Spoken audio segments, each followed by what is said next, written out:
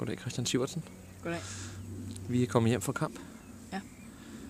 Vi er ude at spille. Ja. Kan du fortælle, hvordan det er gået i dag? Ja. Tag den igen. Du kan sige, hvem vi spillede mod, og så hvad der skete i kampen, hvis du kan beskrive den for inden, ikke også? Prøv lige en tur mere.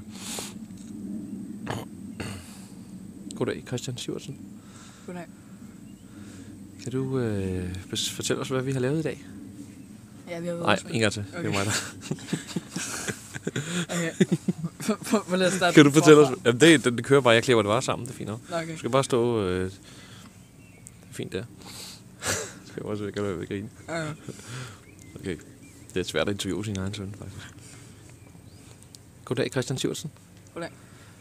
Vi er ude at spille kamp i dag. Ja. Kan du fortælle lidt om, hvordan det gik?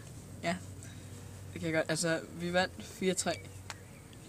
Og det første mål, det scorede jeg. Det var et hjørnespark, og så blev den clearet ud, og så tæmmer jeg den med brystet, og så skyder jeg den direkte ind i målet.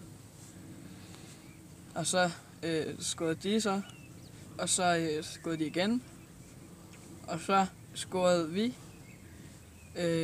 Jeg tror, det var Sebastian, der scorede, og så scorede Lasse, og så scorede Lasse igen. Og Lasse, han scorede på frispark, og det var super flot. Og så scorede de så til sidst. Ja. Og vi vandt. Faktisk var vi bagud 2-1, som du også siger. Og så kom vi tilbage og lavede comeback, kan man sige. Og hvordan oplevede du det første mål? Var du glad for det, eller hvordan? Ja, det var et fedt mål.